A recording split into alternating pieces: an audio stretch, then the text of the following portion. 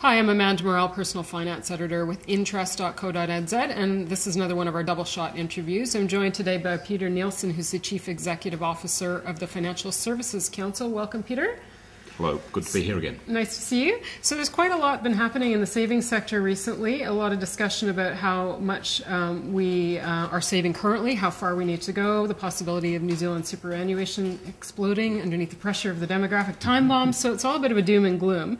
You guys have proposed a system whereby KiwiSavers would bump up their contributions considerably to a rate of 10%.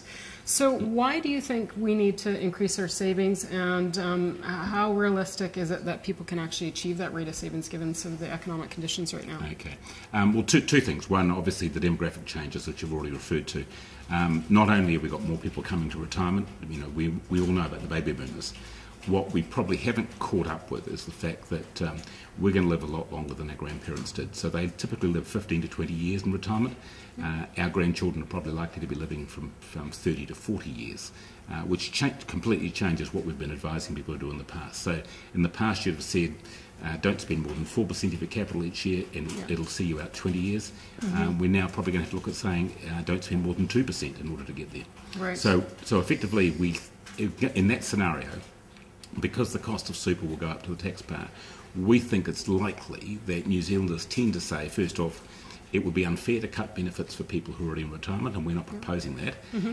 But probably the way to deal with some of those cost pressures is to move out the age of eligibility, which raises the question, and what we're trying to answer is, how could we still have people allow the option to retire at 65?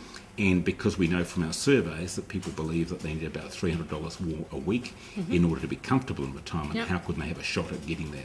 Right. And that's where the 10% number comes from. Most people currently in KiwiSaver who are contributing are on the 2+2% type rate, soon to go to 3+3. Yes. What we're saying is lift that over time to 5 and 5, so you're putting in 10%. How quickly do you think we should be looking at raising that savings level? If you've got a job and getting a wage increase, I'd recommend you do it as quickly as possible, because obviously the earlier you start, the bigger the benefits of compound interest. Right. But I think realistically, in terms of trying to get as many people as possible, what we've suggested is we don't start that improvement or the increase in the rate until, first of all, the economy is coming out of recession, and then phase it in over 10 years. So effectively, somebody who's not in there at all, it would take 10 years to get up to the 10%. Okay, but is that going to do it? I mean, 10 years is quite a ways off. So, well, if you're young enough, this is the dilemma. If you're starting when you're 25, it is 10%. Unfortunately, if you wait until you're 50 or 45, it goes up to 50% of your income. So what we're really saying is there are certainly benefits in starting early, and if you do that, we probably think it's affordable, and we can start doing that within the next decade.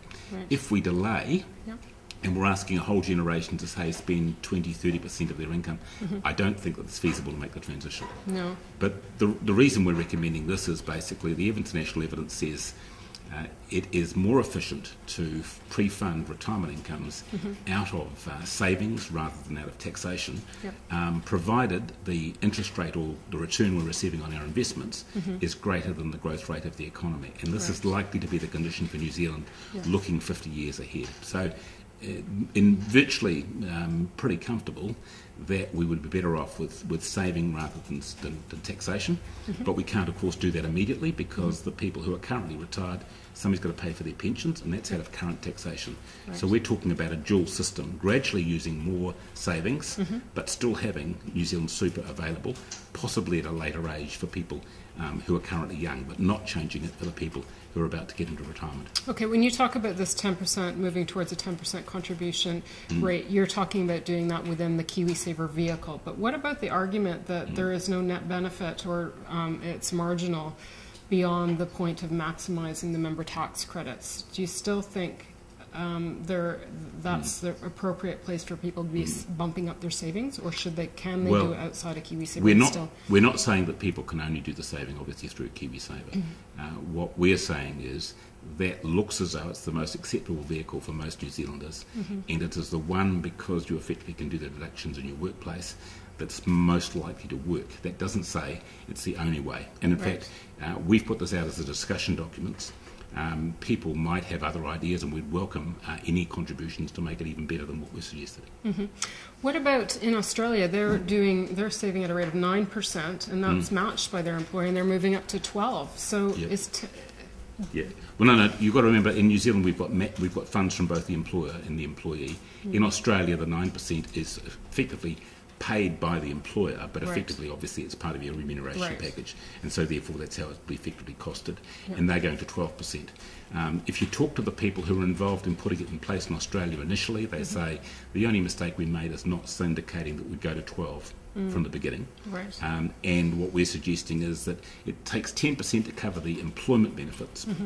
We've suggested there may be benefits in going a further 2%. One, to provide people with group insurance. Many people, for example, currently who are at risk of losing their house, it's not because they can't work, it's because they've lost their job, and income-tested benefits are so low. They're even less than the $349 a week you get on retirement benefit, so you can't maintain your payments. What we've suggested is you would include within KiwiSaver for about 1% of contribution an insurance policy that would mean that if you were to die or you were not able to work because of sickness, you'd get 75% of your earnings for up to 2 years. Right, and you've got that feature in a lot of superannuation schemes outside of KiwiSaver now. So just been making them more make it more comparable. And the other thing we've done is, obviously, after the issues people had with the finance companies, is to put in effectively a capital guarantee. So you're guaranteeing you must get back your contributions into the scheme.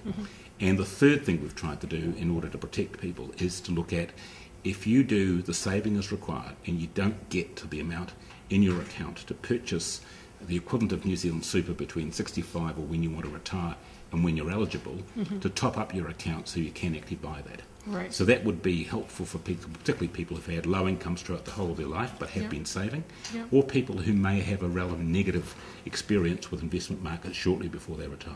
And what kind of reception have you had so far to your proposals? Well, we find it quite interesting. People basically are a bit excited about it. People have got a concern about this area. They know that there's a problem, and it's a bit difficult getting a conversation going in the past because often that's made it very difficult for politicians to talk about the issues. But what we're trying to say is there actually is a positive alternative. This is not about doom and gloom. We do have a better way of doing these things, but it takes time. So we're talking about people who are 40 and less because they're the people who've got the option of making the big changes. Right. We're not suggesting virtually any changes to people who are either in retirement or about to go there. No, but just before we came on camera, we were talking about people's reluctance to talk about two things which directly touch upon your proposal, and that's money and death. And those are particularly the younger people because they just don't want to. So how do you engage these people while there's still time for them to improve their long-term outcomes? Right. I think you may have seen a television program in the last week when they went around an IT company and asked some young people, how much was New Zealand super? And one person they asked said, well, how much do you think it is? And the person said, 35,000. And he was told, it's 18. And the immediate reaction was, you can't live on that. That's the conversation we need to have. Effectively, we need a conversation between the generations. What can we realistically promise you so you know what you've got to do for yourself and what you can do, what you can expect from the government. And we've got to also make sure that we're saying, okay, how do we maintain security for those people who are already in retirement? Right. And that's the conversation we haven't had. Obviously, on one side, people want to believe that everything they've currently got they're entitled to, the proverbial, I didn't go to 2 world wars, but I paid taxes, so therefore I paid for New Zealand super. The reality is, if you do the numbers, we didn't pay for our retirement income. The next generation pays for it because, of course, we're earning lower incomes than they will do. But also, when, for example, I was born, there were 7 people in the workforce looking after one person in retirement. By the time I finish on the earth, it's probably going to be 2 people in work looking after one person in retirement. So the cost of the old regime is increasing rapidly, just as the population is also ageing, which makes it much more difficult to do what was a relatively cheap and generous scheme in the past to maintain it in the future. Yeah, the message for me is that everybody's going to have to look out for themselves in the future, and people are increasingly doing that by moving to Australia, where the savings rate, as you have identified, is going to be much better. What's the situation? How much better off would a potential, you use the example of one twin in New Zealand, one in That's Australia. Right. Well, I was quite surprised when we did the numbers, because what we basically just simply asked the question, under the compulsory system in both countries, if we don't make any changes here, what would a person in Australia earn versus somebody in New Zealand in retirement? And we basically took this example. 2011, 2 people graduate, 2 twins. One stays in New Zealand, one goes to Australia. They both earn the average wage in each country.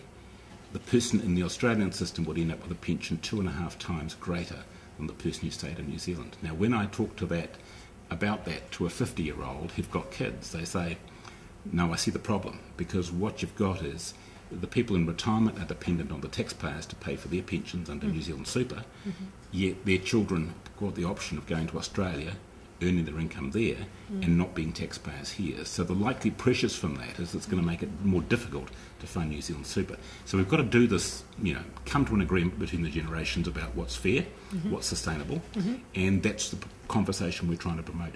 How do we have this conversation, apart from you and I talking about it? Well, it's difficult. Well, I think the first thing about it is obviously those reticence about talking about death or money.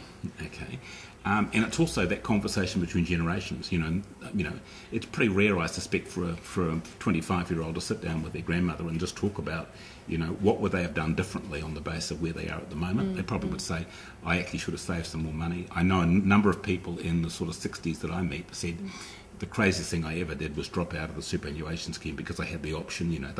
They did it for the right reasons at the time. I needed the money for the deposit to put into the house, and we're going down to one income. But then retrospectively, they say, that wasn't probably the smartest thing I ever did. And so some of that wisdom probably is a matter of passing that on. But we don't often have that conversation. No. And of course, we don't like the other conversation either. You don't want to talk to your 85-year-old grandmother about death. But it's the uncertainty about how long we're going to live which makes this issue so difficult. But I think we've got to just grow up a bit and start talking about those issues. Man up a little bit. So what about the person who thinks their fallback plan is going to be the inheritance?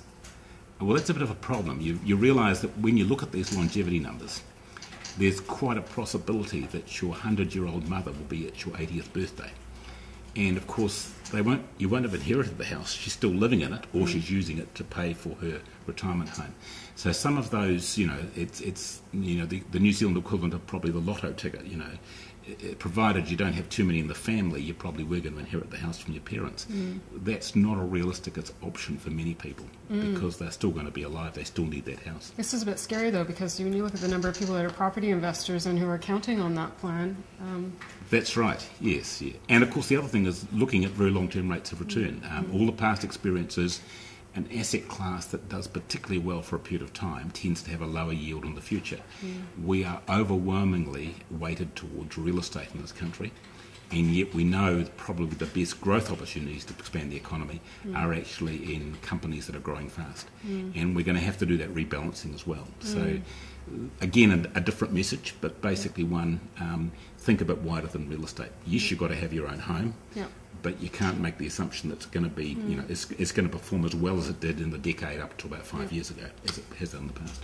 A lot of this is really overwhelming for a 25-year-old to think about. That's right. And one of the criticisms of your report, if you can call it that, was that nobody raised the issue of getting advice over these issues. Right. Do you think that comes into play among this discussion and what people are reluctant to pay for advice? But is that a value in this debate, do you think? Yeah, I think so. I think that if in an ideal world, you'd basically say anybody who is leaving school and thinking about going to tertiary study should sit down with somebody and say, okay, what are the financial implications of what you're doing?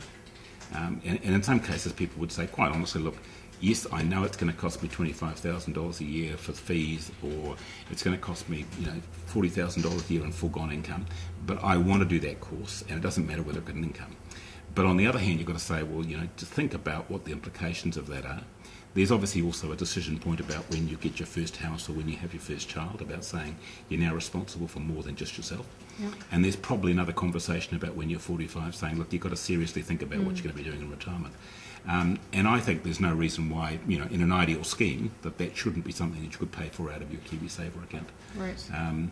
And people get the idea that that's sort of normal behaviour, because obviously the people who do very well financially typically have an advisor or somebody, if it's informal, who gives them that advice. But frequently, many of us just don't don't have somebody that can talk to on those bases. No, excellent. So I think there is a this is going to be a market for advice, but also the other situation is obviously decumulation. When you've got your $500,000 in your balance, you may have already purchased your pension for the next 5 years. What are you going to do about the rest of your savings in order to preserve the value over those 40 years you're going to be in retirement? There's so many big questions out there to be answered. So no shortage of market for advice. No, excellent. Well, Peter Neilson, thank you for coming in and discussing the various issues at hand on the savings front. I'm Amanda Morrall, Personal Finance Editor with Interest.co, and I've been talking to Peter Neilson. He's the Chief Executive Officer of the Financial Services Council.